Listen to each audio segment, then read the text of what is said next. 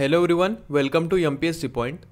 मित्रांनो, हा जो व्हिडिओ आहे तो स्पेशली आपल्या करंट अफेअर्स बॅचमधील आहे, पण यूट्यूबला देखील काही जणांना सॅम्पल हवे होते, त्यामुळे हा व्हिडिओ मी यूट्यूबला देखील अपलोड करत आहे. 2024 या वर्षातील प्रमुख नेमणुका बघणार आहोत. चला तर आजच्या व्हिडिओला सुरुवात करूया. हा आपला व्हिडिओ नंबर 8 असणार आहे. यामध्ये आपण जानेवारी 2024 ते जून 2024 पर्यंत ज्या काही प्रमुख नेमणुका झालेल्या आहेत त्या प्रमुख नेमणुका बघणार आहोत.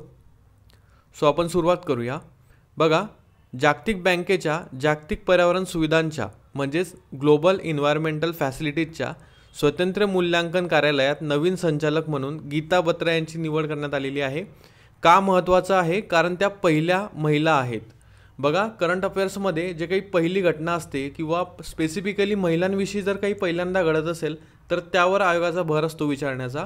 त्यामुळे अशा स्वरूपाच्या गोष्टी आपल्याला पाठच कराव्या लागतात. सो हा प्रश्न महत्त्वाचा आहे, विचारला जाऊ शकतो. नेक्स्ट बघा, सुधा मूर्ती यांची मार्च 2024 मध्ये राज्यसभेवर निवड करण्यात आली आहे. बघा, तुम्ही त्यांचे भाषण वगैरे बघितले असतील. त्यांनी अगदी खूपच ब्युटिफुली सादरीकरण केलेलं आहे. जर तुम्ही राज्यसभेमध्ये त्यांच्या मागण्या वगैरे ऐकाल, तुम्हाला यूट्यूबला व्हिडिओ मिळतील.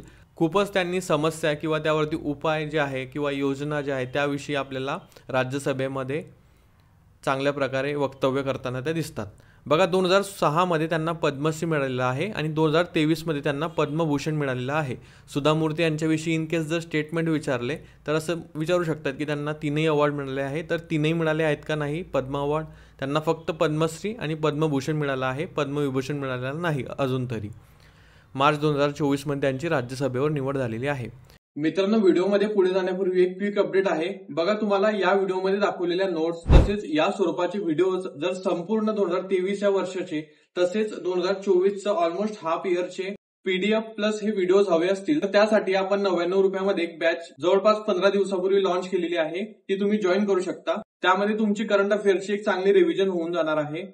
त्यामुळे तुम्हाला जर ती बॅच जॉईन करायची असेल तर त्यासाठी तुम्हाला स्क्रीनवर दिलेल्या नंबरवरती 99 रुपयाचे एक पेमेंट करावं लागेल आणि लगेचच तुम्हाला त्या बॅच मध्ये जॉईन केला जाईल. अगदी कमी वेळेमध्ये तुमची त्यामुळे चांगली रिव्हिजन होते. आणि हे फक्त एक सॅम्पल आहे. त्या बॅच मध्ये संपूर्ण व्हिडिओज तुम्हाला मिळणार आहेत. सो लवकरात लवकर जा आणि जॉईन करून घ्या. आता आपल्या मेन व्हिडिओकडे येऊया. पुढे बघा, शाहबाज शरीफ हे पाकिस्तानचे 24वे पंतप्रधान बनलेले आहेत. कोण? शाहबाज शरीफ.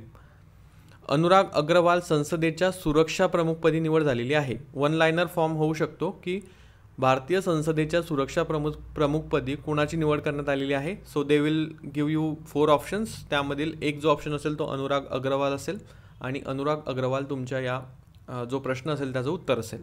पुढे बघा, इलेक्शन कमिशन ऑफ इंडियाद्वारे महाराष्ट्राच्या मुख्य निवडणूक अधिकारीपदी S.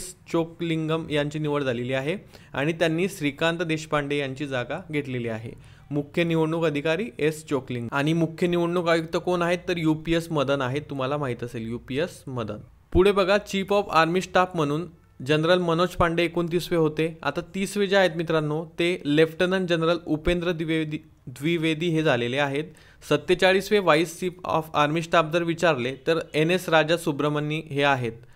1 जुलै 2024 रोजी त्यांची निवड झालेली आहे. 47वे vice chief of army staff NS Raja Subramani आणि चीफ ऑफ आर्मी स्टाफ 30वे जे आहेत ते लेफ्टनंट जनरल उपेंद्र द्विवेदी हे लेटेस्ट आहेत. पुढे बघा, institute of chartered accounts of इंडियाचे 72वे अध्यक्ष रणजित कुमार अग्रवाल हे झालेले आहेत. Institute of chartered accountant of India म्हणजे ICAIचे 72वे अध्यक्ष म्हणून रणजित कुमार अग्रवाल यांची निवड झाली आहे. अग्रवाल बघा, रिझल्टमध्ये देखील तुम्ही बघाल CAच्या तुम्हाला या स्वरूपाची नावं दिसतात. सो रणजित कुमार अग्रवाल हे नाव लक्षात ठेवा. ICAIच्या अध्यक्षपदी त्यांची निवड झालेली आहे. आणि कितवे अध्यक्ष आहे तर 72वे.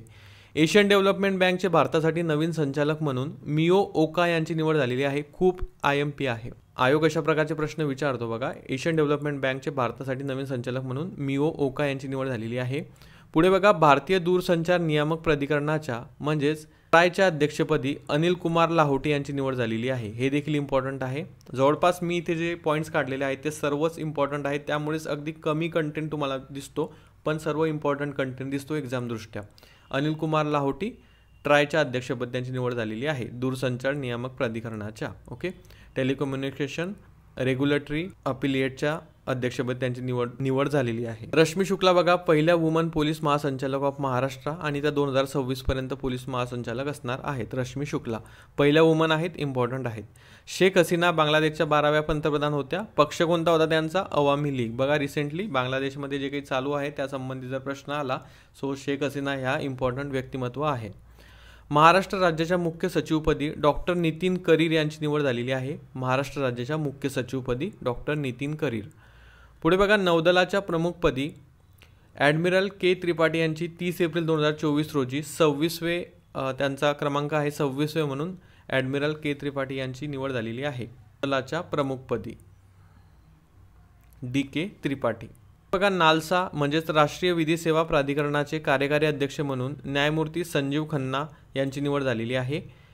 पुढे बघा उत्तराखंड हायकोर्टच्या पहिल्या महिला मुख्य न्यायाधीश म्हणून न्यायमूर्ती रितू बहारी यांची निवड झालेली आहे। बघा पहिल्या आहेत त्यातल्या त्यात महिला आहेत आणि त्यातल्या त्यात मुख्य न्यायाधीश आहे, त्या देखील एका हायकोर्टच्या, त्यामुळे इम्पॉर्टंट आहे, आयोग यावरती फोकस करतो।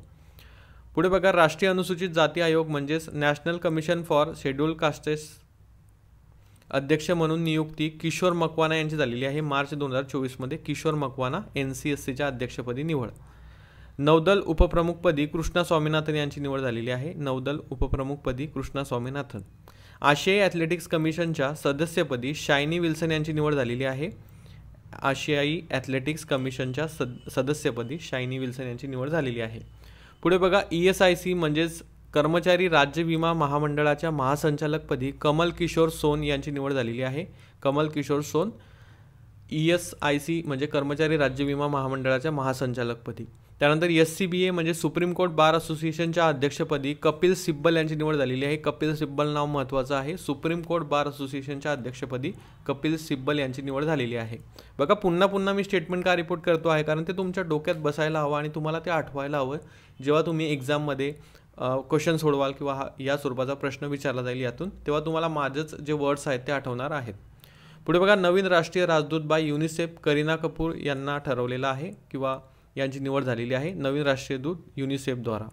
अशा प्रकारे मित्रांनो या आपल्या 2024 मधील नियुक्त्या आहेत महत्त्वाच्या। नेक्स्ट व्हिडिओमध्ये आपण निधन वार्ता बघणार आहोत। नेक्स्ट व्हिडिओ फक्त पेड बॅचसाठीच असतील। जर तुम्हाला पेड बॅच जॉईन करायची असेल so you can do the procedure which is already told in the video. तर आजच्या व्हिडिओसाठी एवढेच, आपण भेटूया पुढच्या व्हिडिओमध्ये। Thank you for watching.